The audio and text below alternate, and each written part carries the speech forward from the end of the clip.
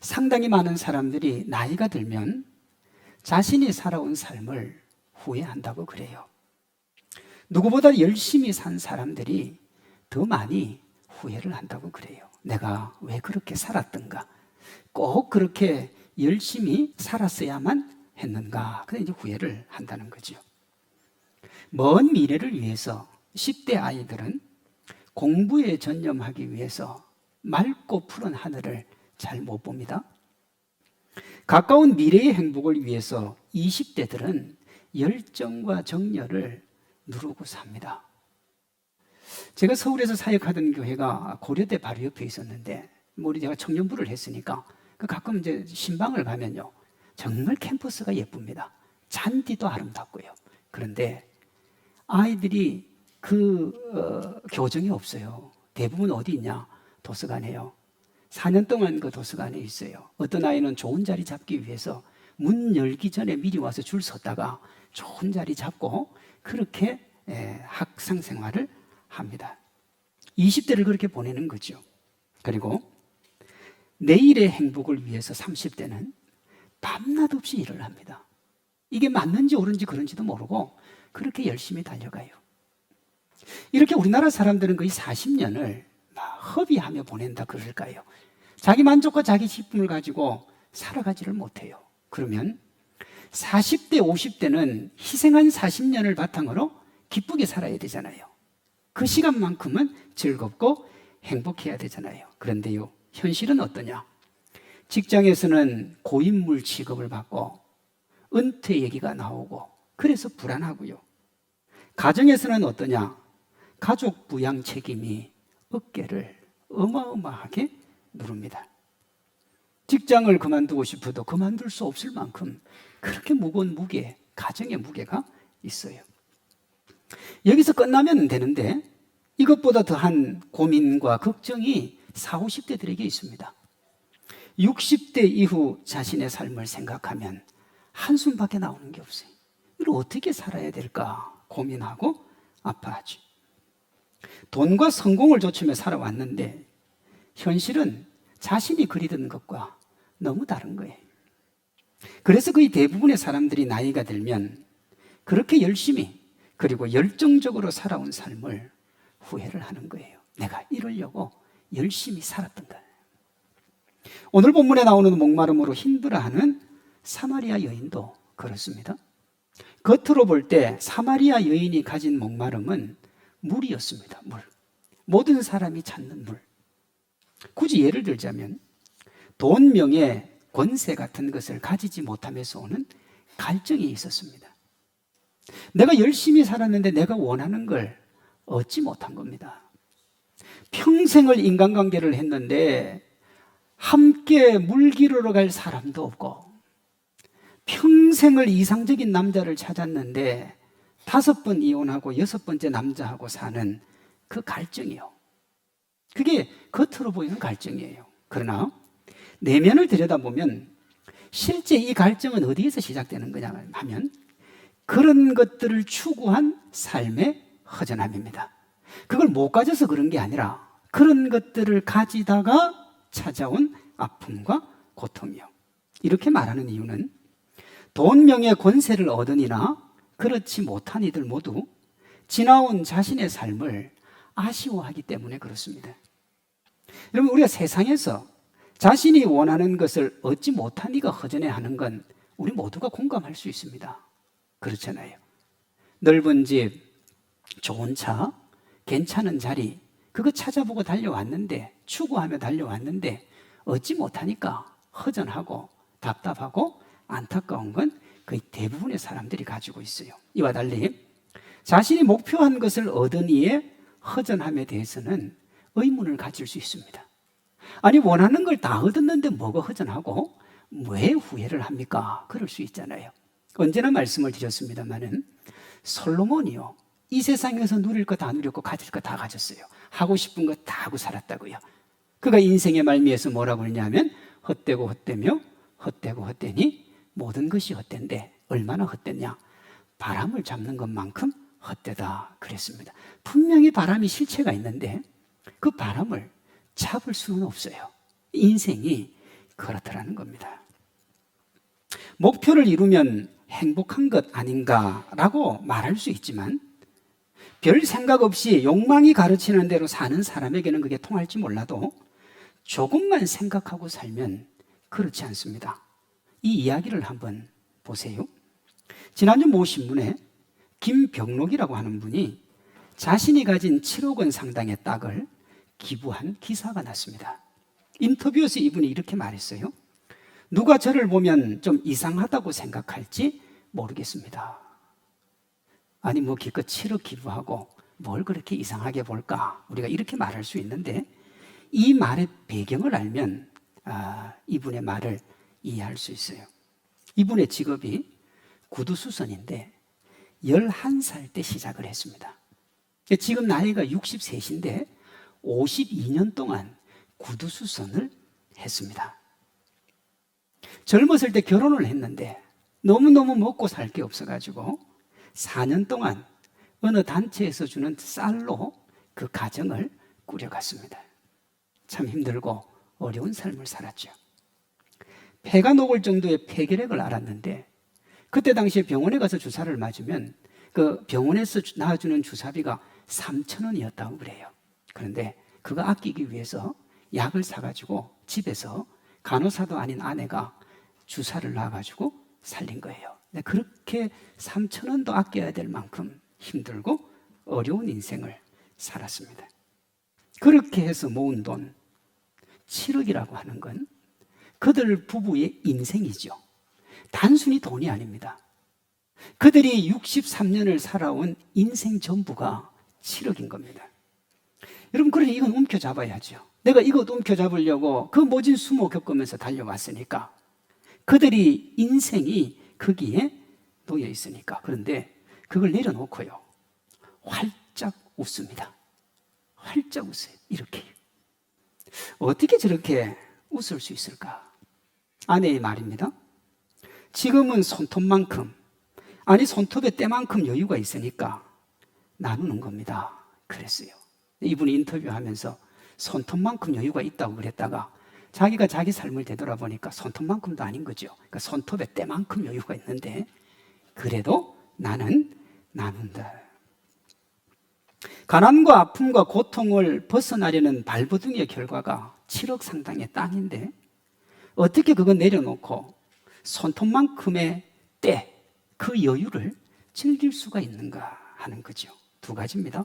하나는 자기 목표나 세상이 말하는 삶의 가치에 대한 허망하며 이것만 있으면 내 인생 될 것 같았는데 가지고 보니까 아니더라는 겁니다. 이분은 그걸 깨달은 거겠죠.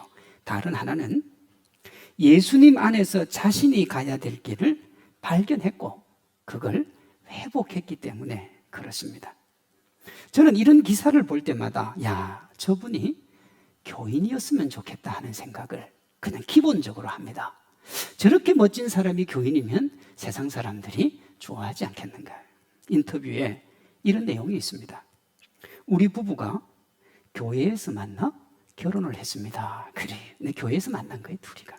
그리고 그들이 너무 힘들고 어려우니까 그 교회가 4년 동안 성미라는 이름으로 이 가정에 도움을 준 겁니다. 이분들이 크리스찬이에요. 기자가 기부할 때 느낌이 어땠는지를 묻자 아내가 이렇게 대답을 했어요. 한쪽 팔이 떨어져 나가는 느낌이었다. 인생에서 생각하면 우리가 살아온 삶을 생각하면 아깝지요. 그게 왜 안 아까워요? 그러니까 팔이 떨어져 나가는 고통. 그런데 그 고통보다 더 행복한 게 뭐냐 그러면 하나님 앞에 이걸 나누어 주면서 얻는 기쁨. 그 기쁨을 위해서 팔이 떨어져 나가는 고통을 감내를 한 겁니다. 여러분, 예수님을 만나면 바른 삶이 보이고 바른 삶을 살아갑니다. 이렇게 얘기하면 목사님 안 믿는 사람도 그렇게 하는 사람 적지 않아 있습니다. 고매한 인격과 그 기본 바탕이 잘된 분들은 그런 경우도 있습니다만 대부분은 뭡니까? 그걸 기부를 하고 사진이나 명예를 얻습니다. 기부인 택이죠. 주고 바꾸는 겁니다. 근데 이분은 그게 아니에요. 하나님 안에서 자기가 어떻게 살아가야 될지를 바르게 알고 잘못된 인생, 허망한 인생을 바른 인생으로 바꾼 거죠. 목마름에 허덕이던 사마리아 여인이 예수님을 만나고 오늘 본문에 보면 목마름을 해결합니다.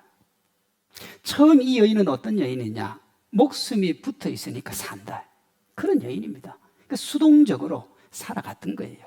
그런데 주님을 만나고 나니까 적극적으로 내가 살아야 될 이유를 발견을 합니다.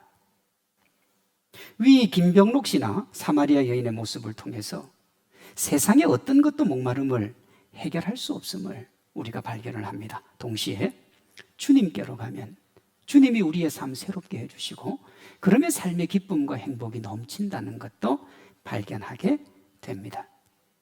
예수님을 만날 때 우리가 회복과 기쁨의 주인공이 될 수 있다는 사실, 그것을 기억하며 사마리아 여인이 어떻게 회복의 과정을 밟았는지, 그리고 우리가 그 길을 따라가기로 결단하며 그렇게 회복의 기쁨을 맛보는 시간 되기를 소망합니다.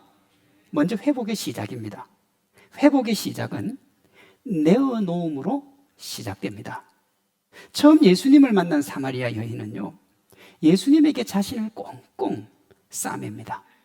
1절에서 19절에 보면 사마리아 여인의 삶의 모습을 엿볼 수 있는 단서들이 제법 됩니다. 두 가지 정도를 우리가 찾아볼 수 있는데, 첫째, 함께 마음을 나눌 동료가 없습니다. 여러분, 5번 결혼하고 6번째 남자와 동거할 정도면 인생을 최소한 어느 정도는 산 사람 아니겠습니까? 그런데 뭐가 없느냐? 낮 12시에 혼자 물을 기르러 우물가로 가야 됐습니다. 우리 주변에 되돌아보면 여러분, 커피숍이 정말 많습니다. 그 커피숍의 기능이 뭡니까 여러분? 수다 떠는 곳입니다. 술집의 기능은 또 뭡니까? 거의 수다 떠는 곳입니다. 혼자 수다 떨기 힘들면 생판 모르는 여자 불러놓고 돈 줘가며 수다 떠는 곳입니다. 그러니까 사람이 수다를 그렇게 좋아합니다. 1세기 당시에 커피숍이 없었습니다. 술집도 없고. 수다를 어디서 떨었는가? 우물가에서 떨었습니다. 그래서 우리나라 노래 중에 앵두나무 우물가에서 동네 처자가 바람이 나는 겁니다. 왜? 집에 혼자 있으면 모르는데 우물도로 갔더니 친구들이 이런저런 얘기들을 하고, 어디 가면 성공한다고요? 서울 가면 성공한다. 그래서 보따리 사들고 서울 가는 겁니다. 그게 우물이에요. 그런데요, 이 여인은 낮 12시에 혼자 올 만큼 그런 것들을 나눌 사람 자체가 없었습니다. 참 외로운 여인이죠. 인생을 어떻게 살다가 이렇게 되었을까 싶습니다. 또 하나는 남편이 없습니다. 18절에 보면 남편이 5이 있었는데 그건 과거예요. 지금 또 다른 남자와 살고 있는데 그 남자는 남편이 아닙니다. 5번 이혼하고 6번째 남자와는 동거를 하고 있습니다. 어떻게 보면 이것은요, 살기 위한 처절한 몸부림입니다. 결혼을 한다는 것은 내 마음을 의탁하고 기댄다는 거잖아요. 동거는 뭡니까? 언제라도 헤어질 수 있는 거예요. 근데 헤어지면 그만인데 못 헤어지는 건 뭐냐? 우물가에 혼자 갈 수밖에 없는 여자니까. 이 사람이라도 잡고 내 인생의 외로움과 고독을 해결을 봐야 되는 겁니다. 그래서 예수님께서요, 내가 주는 물을 먹으면 다시는 목마르지 않겠다고 그러니까 뭐라고요? 다시 물길로 오지 않도록 나에게 그 물을 달라 그러잖아요.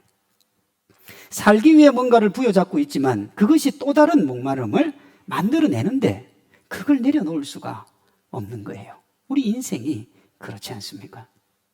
이렇게 달려가고 저렇게 달려가고 이거 내려놔야 되는데 못 내려놔요. 이거 붙잡고 있으면 목이 마른데 이거 내려오면 목이 더 마를 것 같아서 내려놓을 수가 없는 거예요. 부명예 권세 쫓아가면 안 된다는 거 알지만 그것도 없으면 더 목 마르니까 내려놓을 수가 없는 거예요. 그래서 이미 달리는 열차 위에 내 몸을 얹었기 때문에 그냥 그렇게 살아가는 거죠. 이것이 사마리아 여인이 가졌던 해결할 수 없는 삶의 목마름이요. 예수님이 그녀의 목마름 피곤한 삶을 해결해 주시기 위해 힘을 썼습니다. 이 얘기도 해보고 저 얘기도 해보는데 이 여자가 당최 마음의 문을 열지를 않습니다. 그냥 나한테 복만 주고 가라 이거예요. 당신하고 뭔 상관이냐.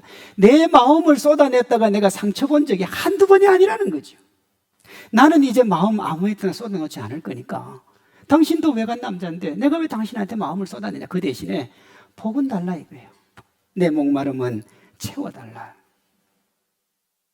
근데 주님은 뭐라고 하시느냐.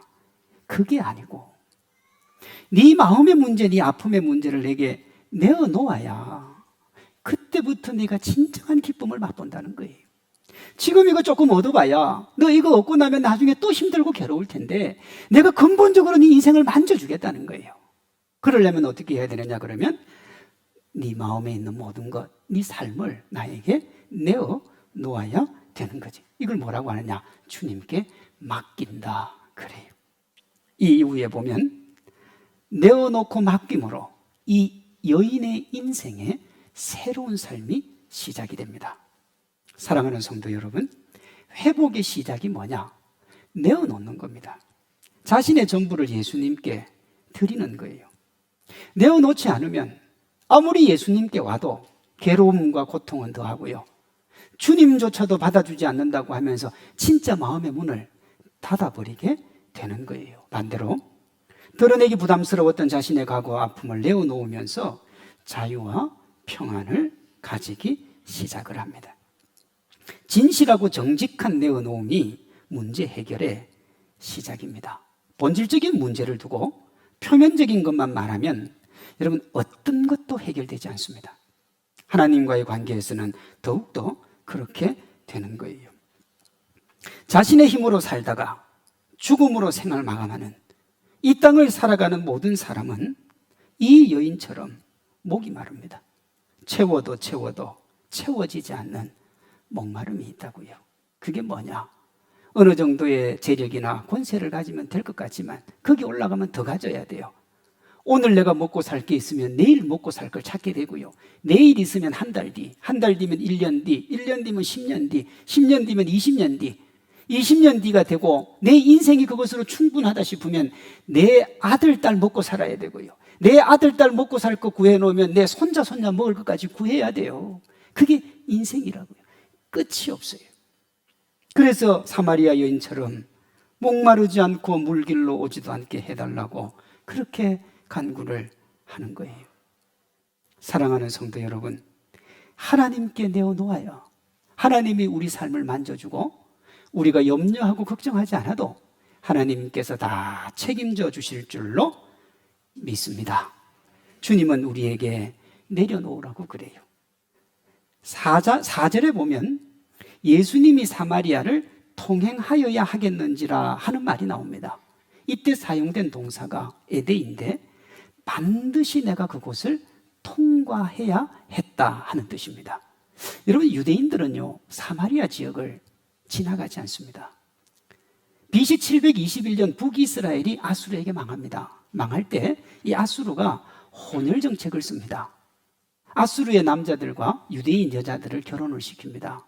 그렇게 해서 태어난 아이들이 사마리아 유대인들입니다. 그런데 이 유대인들은요 아주 순수 혈통, 유대 순수 혈통을 너무 좋아합니다.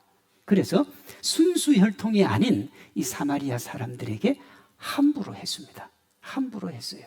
그래서 그곳을 지나가지 않고 둘러서 갔습니다. 근데 예수님께서요 일부러 그 길을 가신 겁니다. 누굴 만나기 위해서요? 이 사마리아 여인을 만나기 위해서. 모두에게 버림받는, 모두에게 고통과 아픔, 슬픔과 절망을 당하는 그 여인을 주님이 만져주시기 위해 일부러 가신 거예요. 근데 여러분, 이게 구속사와 엄청난 관련이 있습니다. 온 우주 만물을 지으시고 주관하신 전능하신 하나님이 우리를 위해서 이 땅에 오실 이유가 없으신 분입니다. 새로 시작하셔도 돼요. 그런데요 일부러 오신 거예요. 뭐 하려고요? 우리를 구원해 주시려고. 우리의 삶에 지치고 아픈 문제, 근본적으로 가지고 있는 죽음의 문제, 인생을 살아가는 그 모든 문제를 주님이 해결해 주시기 위해서 이 땅으로 오신 겁니다. 예수님이 사마리아 지역을 통과하려고 하신 것처럼. 그러니 우리가 어떻게 해요? 주님께 우리의 마음을 내어놓고 예수 그리스도 앞으로 나아가면 주님께서 우리가 가진 문제가 그 어떤 것이라도 해결해 주실 줄로 믿습니다. 기억하십시오. 예수님께 자신의 모든 것을 내어놓으면서 회복의 길이 시작됩니다. 다음으로 회복의 본질입니다. 회복의 본질은 예수님과의 만남입니다. 사마리아 여인이 삶에서 수많은 사람들을 만났겠지요. 그런 만남들이 그녀를 행복하게 하고 기쁨도 주었을 겁니다만은, 그러나 그것은 일시적이었습니다. 누린 기쁨의 크기만큼 허전함과 공허함이 몰려왔습니다. 자, 여러분들도 삶을 사시면서 수많은 사람들을 만났을 텐데 어떻습니까? 그분들과 계속 지속적이고 아름다운 관계 유지하고 평생을 함께 가고 있습니까? 내 삶이 그들 때문에 즐겁고 행복합니까? 제 휴대폰에 우리 성도들 한 900명, 제가 이전에 사역하던 청년들 한 500명, 그리고 이것저것 다 합치면 제 휴대폰에 한 1,500명이 넘는 사람이 있습니다. 어마하지요? 진짜 어마어마해요. 근데요, 제가 많이 힘들고 어려울 때 누군가에게 이 아픔을 좀 함께 나누었으면 좋겠다 싶어서 이렇게 쭉 한번 보면 5손가락 안에 꼽기가 어렵습니다. 다 들어와요, 이 안에요. 이 안에. 정말 내 마음을 쏟아내고 나의 전부를 놓고 함께 나눌 수 있는 사람. 내가 무슨 얘기를 해도 문제가 되지 않을 그런 사람 별로 없어요. 주님이 이 여인에게 왜 왔느냐? 인생이 그렇다는 걸 말씀해 주시면서 이 답답하고 피곤한 삶의 반복을 깨트려 주겠다는 겁니다. 누굴 만나면요? 예수님 만나면 깨트려 진다는 겁니다. 우리 주님과의 만남이 우리를 새롭게 해요. 근데 그 새롭게 하는 시작이 뭐냐? 예배라는 겁니다. 예배요. 잘 보세요. 이 여인이 예수님께 무슨 얘기를 하느냐 그러면 예배에 대한 얘기를 다 꺼냅니다. 예배. 아니, 자기 인생의 문제를 해결하는 것과 예배가 도대체 무슨 상관이 있느냐 하는 거예요. 요한복음 4장 20절에서 24절은 엄청난 신학적 토론을 일으키는 본문이고요. 예배에 대해서는 여기보다 정확하게 말해주는 곳이 없어요. 그래서 뭐 예배는 뭐다, 예배는 뭐다, 예배는 어떻게 해야 된다, 수많은 말들이 있습니다. 그러나 전후 문맥상 여인과 예수님의 대화에서 예배는 뭐냐? 예수님과의 만남이 예배입니다. 예배는 만남이에요. 만남이요. 우리가 사도신경을 시작할 때부터 축도할 때까지 예배를 드린다 그러잖아요. 그리고 이제 마치고 나가면 나 오늘 예배 드렸다 그러잖아요. 여러분, 그렇게 말은 할 수 있어도 진짜로 예배를 드렸다 할 때 예배는 뭐냐 그러면 그 안에서 내가 누굴 만나야 돼요? 예수님을 만나야 돼요. 딱 들어왔는데 눈 딱 감고 편안하게 자다가 축도가 끝나는 동시에 눈을 뜨고 나갔어요. 예배 드렸다. 여러분, 그건 예배가 아니에요. 예배는 뭐냐 하면 예수님을 만나는 거예요. 예수님이 이렇게 말씀하세요. 23절입니다. 아버지께 참되게 예배하는 자들은 영과 진리로 예배할 때가 오나니, 곧 뭐라고요? 이때라. 지금이 예배할 때예요. 너는 지금 나와 함께 있으니 뭐 하고 있다는 거예요? 예배를 드리고 있다는 거예요. 아버지께서는 자기에게 이렇게 예배하는 자들을 찾으시느니라. 하나님은 영이시니 예배하는 자가 영과 진리로 예배할지니라 말씀하시고, 21절에 예수님이 뭐라고 하냐면 내 말을 믿으라 그래. 내가 하는 말이 정답이니까. 23절에 예배할 때가 이때라 그랬어요. 그럼 예배가 뭡니까? 나와 만나는 것이 예배예요. 만나는데 어떻게 만나야 되냐 그러면 네가 가지고 있는 삶의 문제, 아픔의 문제를 나에게 내어놓고 나와 대화를 해가는 것이 뭐라는 거예요? 예배라는 거예요. 내 마음을 꽁꽁 싸매고 앉아가지고 내가 원하는 것 하나님 주세요, 주세요, 주세요 하는 것은 예배가 아니고요. 나의 모든 것들을 예수님께 내어놓고 주님과 대화를 나누면서 하나님의 은혜 가운데 삶의 문제를 해결해가는 것, 그것이 예배라는 겁니다. 그러면 주님이 우리를 책임져 주세요. 여자가 이렇게 얘기해요. 25절에 메시아 곧 그리스도라 하는 이가 오실 줄을 내가 아노니 그가 오시면 모든 것을 우리에게 알려주시리다 하니까 예수님이 곧바로 26절에 이렇게 말씀을 하세요. 네가 말하는 내가 그라. 멀리 가지 말라는 거예요. 내가 네 인생을 책임져주고 내가 너를 살려주고 내가 너를 새롭게 해줄 그 메시아라는 거예요. 메시아요. 여러분, 이렇게 예수님을 만나고 보니까 이 여인이 지금까지 네가 뭐 누구보다도 크냐 이렇게 빈정거릴 만한 대상이 아니었던 거예요. 그리고 주님을 보니까 주님은 누구냐? 29절요. 내가 행한 모든 것을 내게 말한 사람을 와서 보라. 이는 뭐라고요? 그리스도가 아니냐. 이 그리스도가 뭐냐 그러면 구약에 기름 부음을 받은 세 부류가 나오는데 왕, 제사장, 선지자인데 이 세 직책을 한꺼번에 행사하는 분이 메시아입니다. 그러니까 그분은 우리의 왕이요, 그분은 우리의 구세주요, 그분이 내 인생길을 열어주고 붙들어주고 새롭게 하는 분이에요. 그렇게 하고 보니까 주님이 누구예요? 그리스도예요. 그리스도. 내 앞에 서 있는 그분이 그리스도예요. 이렇게 하고 나니까요, 28절 29절에 보면 물동이를 버리고 동네로 뛰어가서 많은 사람들이 모인 곳으로 가서 뭐라고 그러냐 그러면 그가 하는 말 간단합니다. 내가 메시아를 만났대. 내가 메시아를 만났대.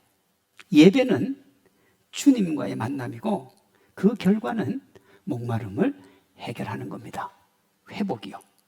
단순한 말로의 회복이 아니라 우리의 상한 내면이 거룩하고 순결한 예수님을 만나서 치유와 회복을 맛보는 신령과 진정의 예배로서의 회복이요.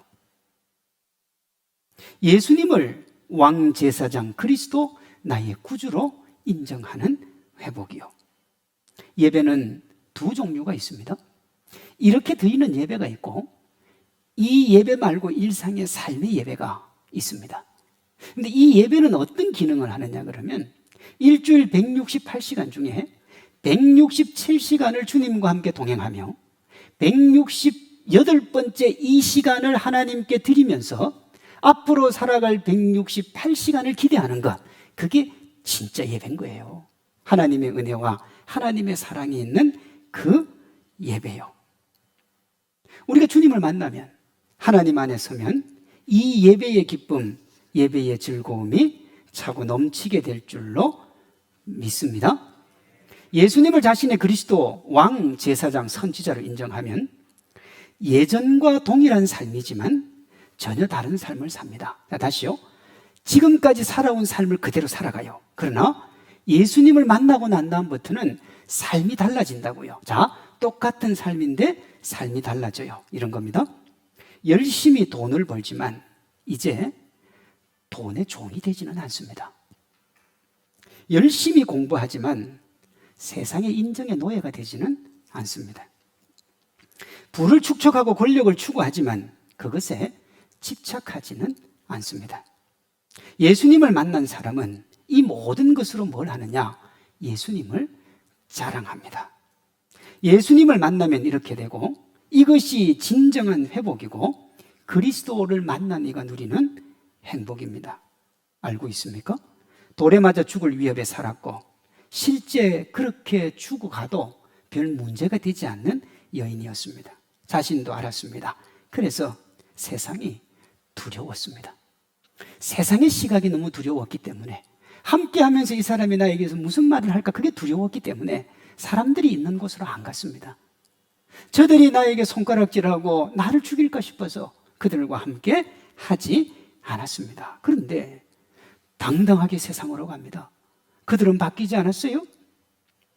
그렇게 나아가서 그들과 함께 어울립니다. 현대의학으로 볼 때 이 여인이 앓았던 질병은 우울증과 대인기피증은 확실합니다.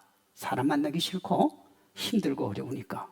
그런데요, 예수님을 만나니까 한순간에 새 사람이 됩니다. 그렇게 주님을 만난 그녀가 더 이상 과거에 얽매이지 아니하고 미래를 향해 달려갑니다. 예수님을 만나 목마름의 해갈과 회복을 경험하는 뜨거운 기쁨이 그녀에게 있었기 때문에 그렇습니다. 이 시간 네오노움의 응답인 예수님과의 인격적 만남의 기쁨이 우리 모두에게 가득하기를 소망합니다. 마지막으로 회복의 결과입니다. 회복의 결과는 변화된 삶입니다. 이 여인이 물동이를 버리고 동네로 가서 큰 소리로 외칩니다. 29절, 나의 행한 모든 일을 내게 말한 사람을 와 보라. 그리스도가 아니냐 그랬습니다. 여러분, 이 이전에 이 여인은 자신을 감추는데 급급했던 여인입니다. 누가 나의 치부를 알면 어떨까? 나의 과거를 알면 어떻게 할까? 내가 살아가는 인생을 알면 어떨까? 내 고민을 알면 어떨까? 이 여인은 거기에 자기의 모든 것들을 쏟고 살았습니다. 누구도 자기를 알기를 원하지 않았어요. 그런데요, 이제는 자기를 알립니다. 나의 과거가 어떠했는지, 내가 어떤 여인이었든지 자기를 스스럼없이 알려요. 옛날에는 이 여인이 그런 여인이기 때문에 동네 사람들이 이 여인이 싫었고요. 한 번만 더 그런 얘기하면 돌로 쳐 죽이려고 했습니다. 그런데 이 여인이 이렇게 하니까 주변 사람들도 바뀝니다. 30절이요. 저희가 동네에서 나와 예수께로 가더라. 이 39절. 여자의 말이 그가 나의 행한 모든 것을 내게 말하였다 증거하므로 그 동네 중 많은 사마리아인들이 예수를 믿는지라. 여러분, 예전에요, 이 여자가 콩으로 메주를 쓴다고 해도 사람들이 안 믿었어요. 왜? 못 믿을 여자예요, 저 여자는. 그런데 이제는 사람들이 어떻게 하느냐면 그 여자 말을 믿어요. 그렇죠? 믿고 예수님께로 나아갔고 믿고 자기도 예수 믿는 사람이 되니까요. 몇 시간 전에는 상상도 불가한 일입니다. 어떻게 이런 놀라운 일들이 일어났는가? 예수님을 만났기 때문에. 예수님께 자신의 문제 내어놓고 예수님 만나면 삶이 바뀝니다. 이 삶의 변화로 자신은 행복, 기쁨, 자유를 누리고 주변 사람들도 자신처럼 예수님을 믿고 예수님 안에서 자유, 행복, 기쁨을 누립니다. 42절이요. 우리가 믿는 것은 네 말을 인함이 아니니 이는 우리가 친히 듣고 그가 참으로 세상의 구주신 줄 알미니라 그랬습니다. 사마리아 여인이 자기 내면에 일어난 기쁨과 행복으로 스스로 당당해졌고요. 그 기쁨과 행복을 나눕니다. 적지 않은 사람들이 하나님 내 인생을 바꿔주면, 내 삶을 바꿔주면 내가 한번 멋들어지게 살겠습니다. 나에게 돈도 주시고 명예도 주시고 권세도 주시면 내가 한번 하나님을 위해서 화끈하게 살아보겠습니다. 여러분, 주님은 그 말에 속지 않습니다.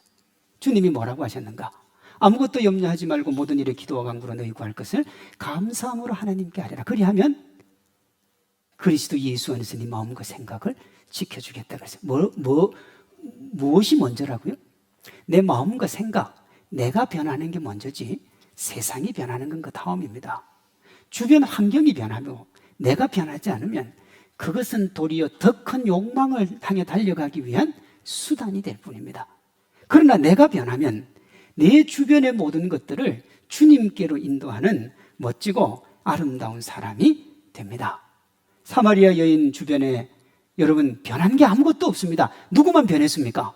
여인만 변했습니다. 여인만. 그런데요, 이 여인에게 중요한 변화의 내용이 나오는데 하나는 예수님을 만난 간증, 그리고 그 간증을 들은 사람들이 예수님께로 나오는 일들이 일어납니다. 이것이 회복의 사람들이 가지고 있는 특징입니다. 예수님을 만난 사람은 반드시 예수님에 대한 간증이 있습니다. 예수님이 살았음에 대한 확신이 있습니다. 그리고 주변 사람들에게 그 선한 영향력을 미치게 되어 있습니다. 우리 모두에게 예수님 만난 간증과 영혼 구원의 기쁨을 가진 회복의 즐거움이 있기를 소망합니다. 몇 시간 전만 해도 사마리아 여인을 필요로 했던 사람들은 육체적인 쾌락을 추구하는 사람들이었습니다. 그렇죠? 저 여인에게 가면 육체의 쾌락을 얻을 수 있다는 사람들이 여인을 찾았다고요. 다른 사람은 아무도 안 찾았잖아요. 5번 결혼 1명의 동거니까 쾌락을 원하면 이 여인에게 가면 돼요. 왜요? 이 여자가 그런 여자였어요. 그러나 지금은 바르고 참된 삶을 살기 원하는 이들이 그녀를 필요로 합니다. 그녀가 진정한 그리스도인이 되었기 때문에 그래요. 내가 그리스도인인지 아닌지를 점검하는 다양한 방법 중에 이런 게 있습니다. 지금 나를 절실하게 필요로 하는 사람이 누구인가? 그러면 나를 알 수 있어요. 세상의 쾌락만을 추구하는 이들이 나를 필요로 한다면 여러분, 내가 그런 사람입니다. 자신의 목적을 위해 수단과 방법을 가지지 않는 이들이 나를 불러들이고 있다면 내가 그런 사람입니다. 거짓과 불의를 버타는 이들이 그들의 일에 나를 끌어들이려 한다면 내가 그런 사람입니다. 목사님, 내 주위에는 왜 이런 사람들만 있지요? 그러는데 여러분, 내가 그런 사람들이니까 그런 사람이 있는 겁니다. 죄송한 얘기지만은 똥이 있는 곳에 똥파리가 모이지, 똥 없으면 똥파리 가지도 않습니다. 저는 50평생을 살면서 아직 나이트클럽 한 번도 못 가봤습니다. 왜? 내 주변에 그런 사람이 없어요. 같이 가자고 얘기하는 사람도 없고. 그런데요, 매일 거기 가는 사람이 있습니다. 아침 저녁으로 가는 사람도 있고요. 왜요? 주변에 다 그런 사람들밖에 없기 때문에 자기가 그러면 그런 사람이 모이는 겁니다. 바르고 참된 삶을 살기 원하는 자들이 두 팔 벌려서 나의 도움을 요청하고 있다면 두말할 것도 없습니다. 그는 그리스도인입니다. 여러분은 어떤 사람이며 어떤 사람이 여러분을 필요로 합니까? 크리스천은 세상에 기대고 돈과 명예에 기대는 구걸이라고 하는 불쌍한 인생을 극복해야 됩니다. 예수님께 자신의 모든 것을 내어놓고 예수님을 만나면 세상이라는 물동이에 집착하는 삶에서 자유하게 될 줄로 믿습니다. 우리가 세상의 물동이에 너무 많이 지고 있잖아요. 여기에 성공, 저기에 성공, 이 축복과 이 은혜. 근데 예수님께 맡기면 다 내려놓게 되어 있습니다. 왜요? 주님이 책임져 주실 거니까. 부끄러운 나의 삶을 감추는 인생에서 당당하게 예수님을 드러내는 인생이 될 줄로 믿습니다. 사람들이 떠나는 관계에서 끊임없이 사람들이 내게로 몰려오는 그 축복의 주인공이 될 줄로 믿습니다. 우리 각자가 세상이라는 물동이에 자유하고 당당히 예수님을 자랑함으로 끊임없이 사람들을 예수님께로 인도하는 회복의 사람들이 되시기를 주님의 이름으로 축원합니다.